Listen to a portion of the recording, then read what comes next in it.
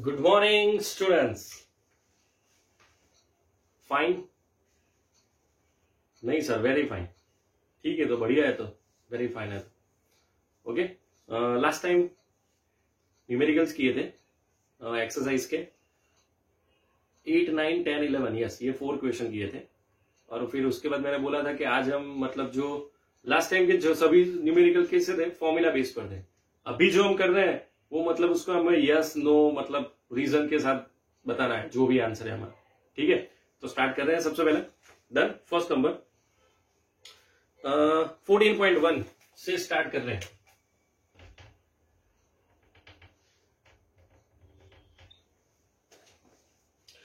Which of the following examples represent periodic motion. अभी ये chapter पता है ना भाई, पीरियोडिक मोशन और सिंपल हार्मोनिक मोशन में फर्क क्या है। पीरियोडिक मोशन,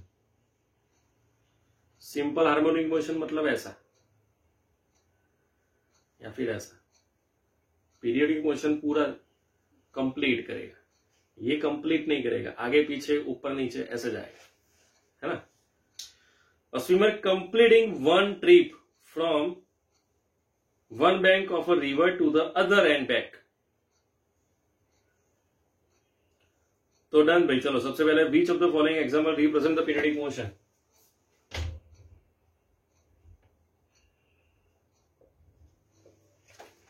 टोटल कितने क्वेश्चन है? A, B, C, D, yes. A swimmer completing one trip from one bank of a river to the other and back. No, it is not a periodic motion. ये नहीं है।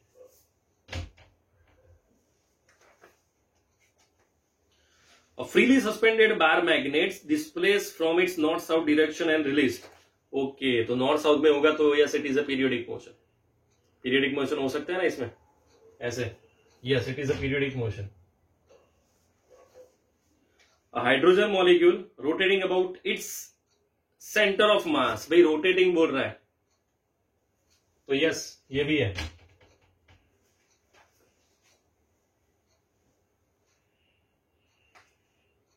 An arrow released from the bow. एक बार चला गया लेकिन फिर वो वापस थोड़ी आने वाला है, मतलब नो। तो ये हमारे फर्स्ट क्वेश्चंस के answer. Okay, 14.1 no, yes yes no. Next 14.2।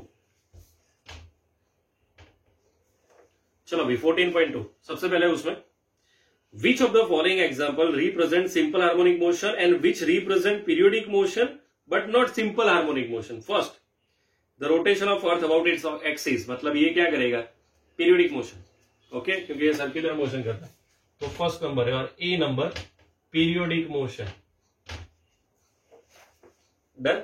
Okay, motion of an oscillating mercury column in U tube. Okay, YouTube है ना, उसके अंदर अगर मर्क्यूरी डालेंगे तो ऐसे ही जाएगा ना, क्योंकि ट्यूब है, उसका शेप ही यू देता है। कैसे? सपोज ये रहा भाई यू, ऐसे है। अगर इसके अंदर हम डालेंगे तो यहां से यहां पे, यहां से यहां पे, यहां ऐसे जाएगा। So it is a simple harmonic motion, not periodic motion. Motion of a ball bearing inside a smooth curve bowl when released from a point slightly above the lowermost point. Okay, भाई एक bowl है, इसके जैसा ही है। अब यहां से कोई कॉइन ऐसा है तो यहां से यहां, यहां से यहां, यहां से यहां, यहां से यहां करेंगे ना। So it is a simple harmonic motion. General vibration of a polyatomic molecule about it's equilibrium position. भाई इक्विलिब्रियम पोजीशन होगा तो फिर वो सर्कुलर मतलब ऐसे ही घूमने वाला है। So it is a periodic motion. Confirm? तो ये था आपका 14.2। Next question 14.3। उसमें 4 क्वेश्चन लिखे, मतलब 4 अलग अलग डायग्राम ड्रॉ किए और हमें वो पूरे के पूरे सभी के सभी डायग्राम एक्सप्लेन करना है। So let's see.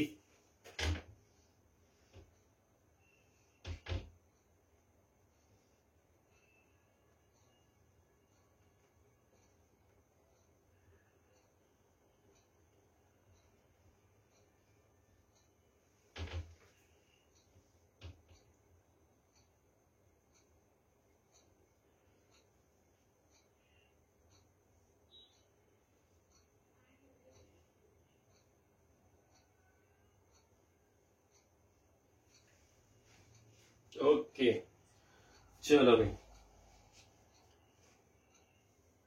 सबसे पहले ये लिखा है कि 14.3 में सबसे पहले स्टेटमेंट रीड कर रहे हैं। चलो भाई 14.3 क्या लिखा है? Figure 14.23 depicts 4x versus t plot for linear motion of a particle.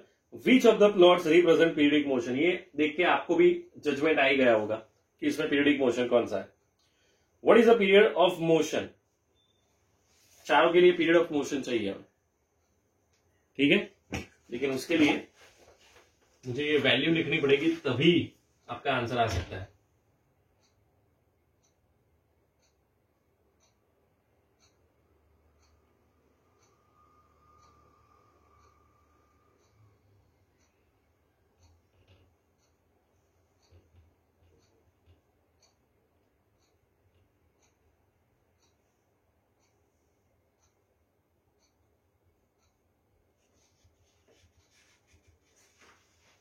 Okay भाई, हो गया यहां तक।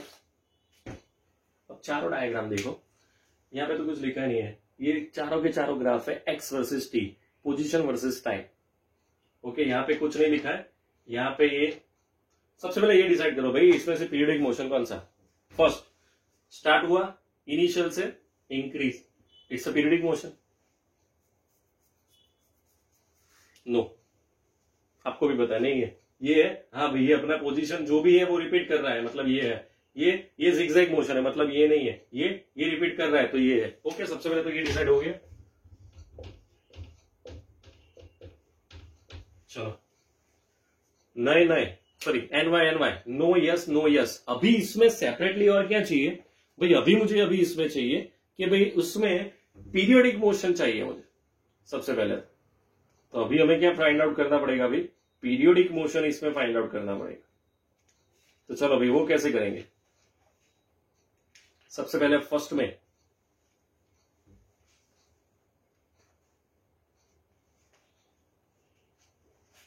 कुछ दिया ही नहीं है तो नहीं मिलेगा डैश। अभी सेकंड में क्या? अभी पीरियोडिक मोशन का मतलब, अरे टाइम पीरियड का मतलब क्या? Time to require complete one oscillation, तो इसे हम बोलेंगे वन ऑसिलेशन। ये दूसरा, ये तीसरा, ऐसे इसको हम बोलेंगे वन ऑसिलेशन। तो सपोज यहां से स्टार्ट हुआ है तो यहां से यहां तक, ओके। तो ये 0 1, यहाँ पे 3, यहाँ पे 5, मतलब इन दोनों के बीच में 2 है भाई। तो इन शॉर्ट इसका पीरियडिक टाइम पीरियड क्या होगा? 2। अब यहाँ पे भाई ये जिगजैग मोशन है तो इसके लिए पीरियडिक टाइम नहीं मिलेगा, क्योंकि कोई कुछ फिक्स नहीं है।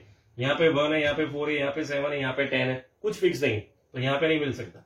और सेम टू सेम यहाँ पे, यहां से स्टार्ट हुआ, यहां से ये, मतलब ये 2, तो यहाँ पे भी 2 ही मिलेगा। सो यहाँ पे नॉट पॉसिबल 2, नॉट पॉसिबल 2। लेकिन डायग्राम ध्यान से ड्रॉ करना, तभी आंसर सही और अच्छे आएंगे। चलो सबसे पहले ये कर दो भाई जल्दी से।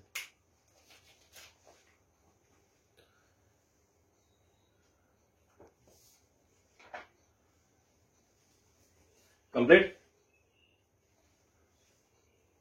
तो अभी हम आगे जा रहे हैं।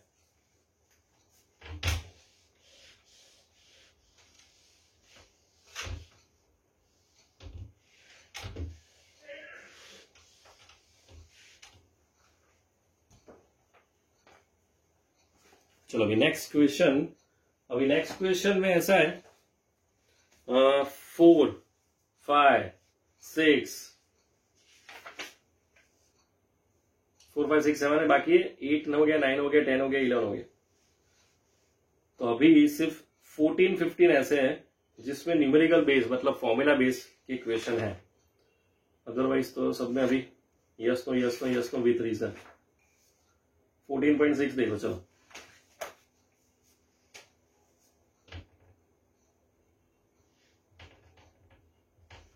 14.4 और 14.5 मुझे पूरे डिटेल में समझाने पड़ेंगे, और पूरे लेक्चर में सिर्फ ये 2 क्वेश्चन ही हो सकते हैं, क्योंकि 14.4 again one of the most boring. Trigo, maths में जो ट्रीगो है, बायोलॉजी वालों के लिए बोरिंग है, मैथ्स वालों के लिए अच्छा है। वो ट्रीगो यूज करना पड़ेगा, जो हमने पहले किया था एक बार, पता है मैंने बोला था। तो ये दोबारा करना पड़ेगा। तो अभी वो आधे से नहीं करेंगे एक लेक्चर, उसमें पूरा वही लेक्चर में वही करेंगे आप, क्योंकि अभी आधे से करेंगे तो आप लोग सो जाएंगे वहां पे, है ना, तो वो नहीं करना है। Which of the following relationship between the acceleration a and the displacement x of a particle involves simple harmonic motion? भाई सबसे पहले इसकी फॉर्मूला क्या है, a equal to minus omega square Y या फिर a equal to minus omega square X. अगर ये इक्वेशन, ये रिलेशन फॉलो कर रहा है तो होगा, अदरवाइज नहीं होगा। चलो भाई, सबसे पहले 0.7x minus 200x square minus 10x और यहां पे 100x क्यूब। चलो भाई, इक्वेशन कैसा होना चाहिए हमारा, ओमेगा स्क्वायर एक्स, एक्स मतलब पोजीशन, तो ये जब जो एक्स है वो सब पोजीशन है, तो मतलब इन शॉर्ट एक्स तो होना ही चाहिए। अगर एक्स नहीं होगा तो भी नहीं चलेगा, X square X cube X raise to 5 होगा तो भी नहीं चलेगा, सिर्फ एक्स चाहिए, सिर्फ ये दोनों ही है ना, मतलब ये दोनों कैंसिल। अभी फॉर्मूला में माइनस ओमेगा स्क्वायर एक्स, तो यहां पे माइनस नहीं है, मतलब ये भी कैंसिल, यहां पे माइनस है, so it is a final. तीनों में कौन सा इंडिकेट कर रहा है पीरियोडिक मोशन में, ओनली सी और कोई नहीं। अगर यहां पे माइनस होता तो माइनस 0.7x हो सकता था, डन, लेकिन अभी नहीं हो सकता है क्योंकि माइनस नहीं है उसमें। Okay, so finish. Next one 14.14 and 14.15। चलो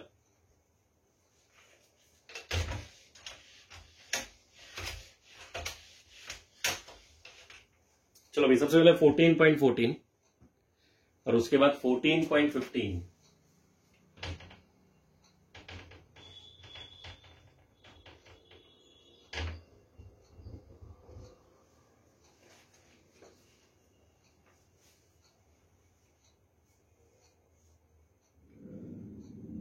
The piston in a cylinder head of a locomotive has a stroke twice the amplitude, याद रखना, of 1 meter. If the piston moves with a simple harmonic motion with an angular frequency 200 radian per minute, what is its maximum speed? हमें maximum speed चाहिए, speed. The piston, सबसे पहले चलो omega दिया है 200 radian पर मिनट। ओके, एक second पीछे आंसर देख लेते हैं, वो भी रेडियन पर मिनट में है क्या भाई, सेकंड में कन्वर्ट किया है, क्योंकि अगर किया होगा तो मुझे यहां पे भी करना पड़ेगा कन्वर्ट। चैप्टर 14.14 यस, मिनट में दिया है तो कोई प्रॉब्लम नहीं, तो कन्वर्ट नहीं करना। लेकिन अगर मिनट में नहीं दिया होता तो सेकंड में कन्वर्ट करना पड़ता, हम दोनों मेथड से करते हैं, है ना, कोई बात नहीं। चलो उसके बाद क्या दिया, the piston in the cylinder head of a locomotive has the stroke twice the amplitude। Okay, मतलब हमें एम्पलीट्यूड ट्वाइस है, मतलब उसका हाफ लेना पड़ेगा, एम्पलीट्यूड हमारा हाफ हो जाएगा। अभी हमें क्या चाहिए, मैक्सिमम स्पीड।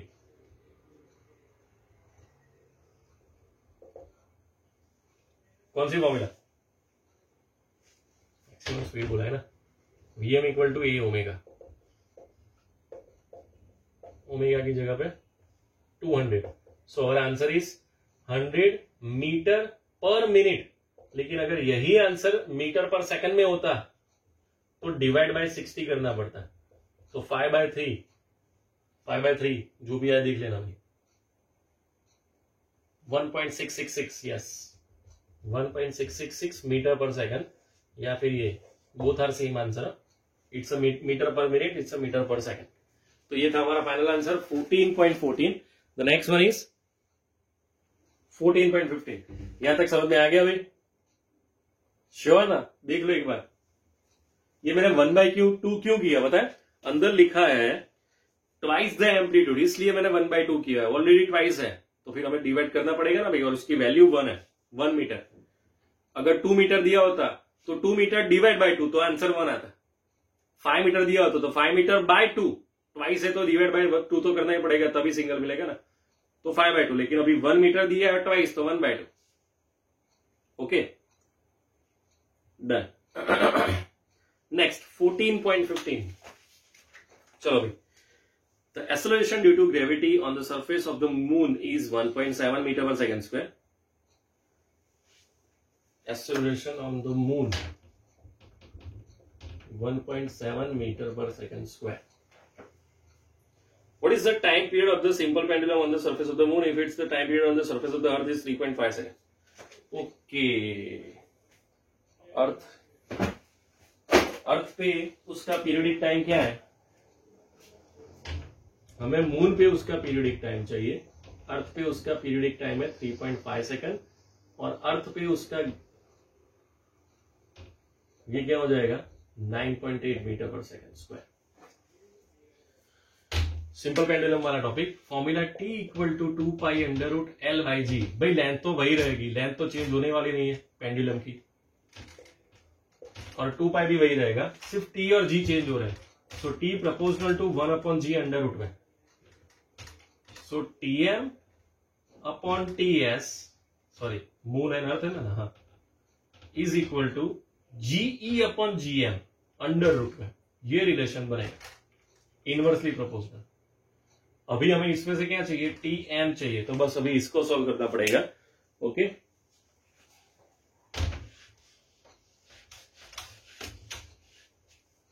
चलो भाई.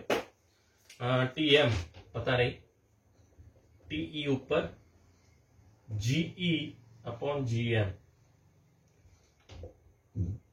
3.5.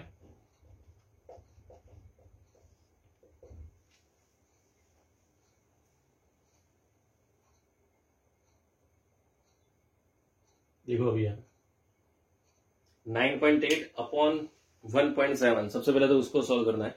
उसका जो भी आंसर आए उसका अंडर रूट करना है.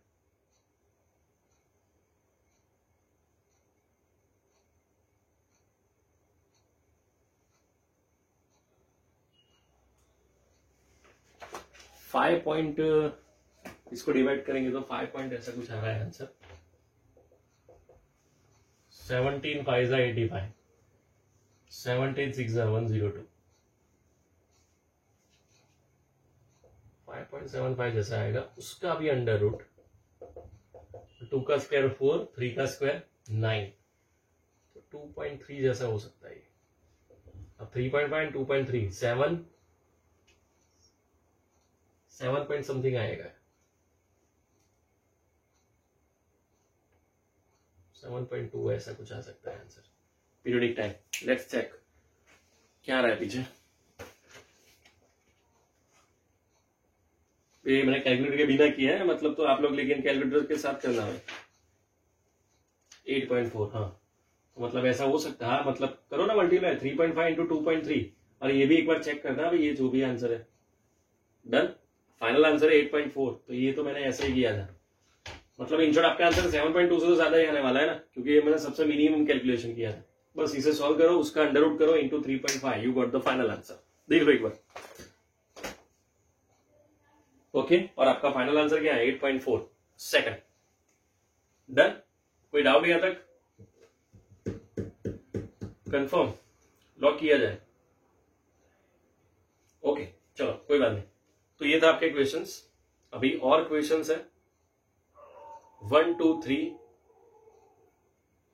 6 8 9 10 11 14 15 इतने कंप्लीट हो गए.